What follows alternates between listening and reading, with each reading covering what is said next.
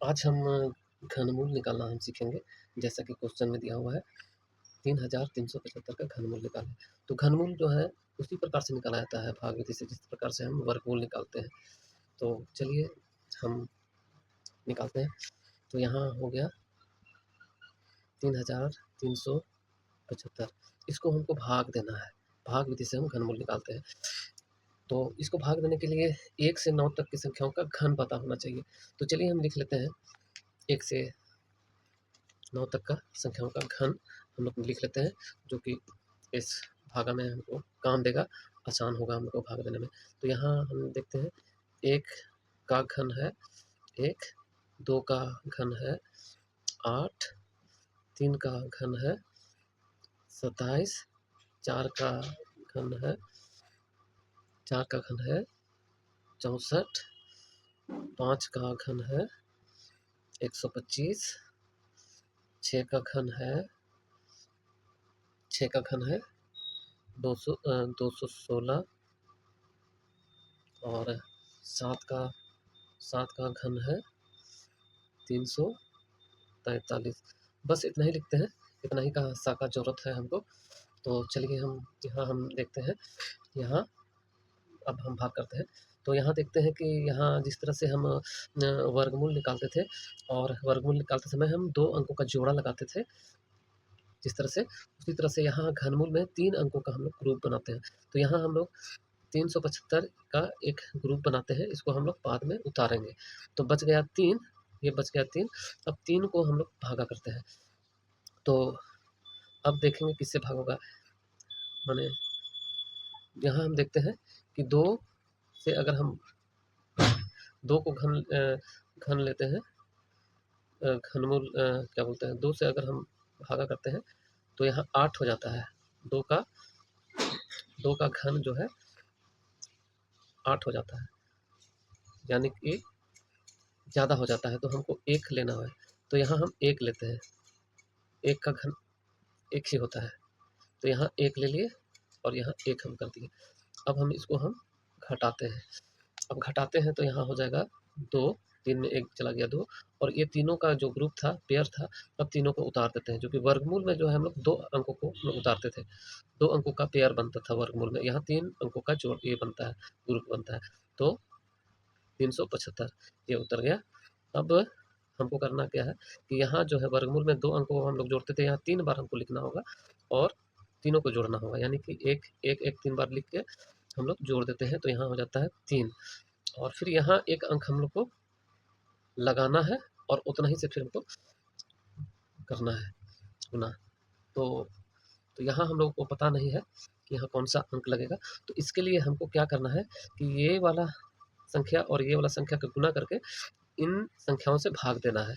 ये 75 छोड़ देना है, ये 30 को 2 अंक दाहिने तरफ से 2 अंक छोड़ देना है, 23 अंक को भागा देना है। 3 को 1 से गुना करके 23 से भागा दे देना है, यानी कि यहाँ 23 को भागा करना है 3 गुना 1 से, यानी कि 23 को 3 से अगर हम गुना करते हैं तो यहाँ 7.6 आता है। तो ये दशमलव के बाद इसको छोड़ देना है, हमको ये अंक लेना है। ये 7 अंक का ज़रूरत है, यानी कि 7 अंक यहाँ लग सकता है, यहाँ 7 अंक लगाया जा सकता है, लेकिन ये अभी कन्फर्म नहीं है। इसको टेस्ट करते हैं कि क्या यही 7 अंक यहाँ लगने वाला है। इनको हम लोग टेस्ट करते हैं। तो टेस्ट करने के लिए क्या करना है कि 2, 3 गुने 1 गुने 7, ये तीनों को गुना कर देना है। 3 गुने 1 गुने 7, इनको गुना कर देना है। 3 सत्ते 21, और यहाँ 23 के बगल में जो 2 अंक छोड़े थे, तो 2 अंक के बदले में हम लोग डबल ज़ीरो लगा देते हैं। अब हम लोग को करना क्या है कि यहाँ जो है हम लोग को 7 अंक ये वाला लगा करके देखते हैं। तो यहाँ 3 में 7 लगा देते हैं और 2 बार फिर 7 लिख देते हैं, और इसको हम लोग गुना करते हैं। तो अगर हम लोग गुना करेंगे तो हमें ये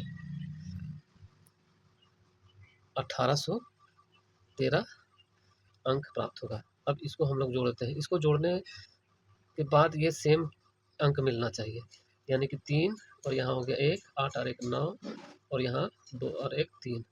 तो यहाँ हम देखते हैं कि यहाँ जो है 3913 है, जबकि यहाँ 2375 है, यानी कि ये 7 जो अंक जो है यहाँ नहीं लगेगा। तो चलिए अब 6 अंक को लगा करके देखते हैं। तो सेम उसी प्रकार हम लोग करते हैं, 3 गुने 1 गुने 6 से हम लोग गुना करते हैं, तो 3 छक 18 हो जाता है, 18, और यहाँ डबल ज़ीरो हम लगा देते हैं। उसी प्रकार से यहाँ 3 में 6 लगा देते हैं और इसको भी डबल 6 से हम लोग गुना करते हैं। तो इस तरह से हम अगर गुना करेंगे तो यहाँ मिलेगा 1296। अब इसको भी हम जोड़ करके देखते हैं इतना आता है कि नहीं। तो यहाँ 6 हो गया और यहाँ 9 हो गया, 8 दो 10 हो गया, कि 0 1 2 3, यहाँ 3096 होता है, जो कि यहाँ इससे अधिक है। तो ये भी नहीं चलने वाला है। तो हम करते क्या है कि अब हम 5 से करते हैं। अब हम यहाँ 3 गुने 1 गुने 5 से हम करके देखते हैं। यहाँ यानी कि यहाँ 5 हम लगा कर देखेंगे, तो 3 पचे 15, यहाँ 15 हो गया, और यहाँ 0 डबल 0, और यहाँ 3 के बगल में हम 5 लगा देंगे, इस जगह 5 लगा देंगे, और फिर हम 5 को और 2 बार हम गुना करेंगे।